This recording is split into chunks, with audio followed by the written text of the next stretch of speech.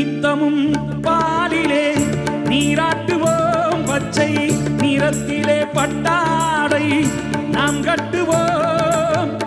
நித்தமும் பாலிலே நீராட்டுவோம், பச்சை நிறத்திலே பட்டாடை நாம் கட்டுவோம். திருநீரின் தத்துவம் தந்தை என்போம், அதில் திகழும் குங்குமத்தை அன்னை என்போம்.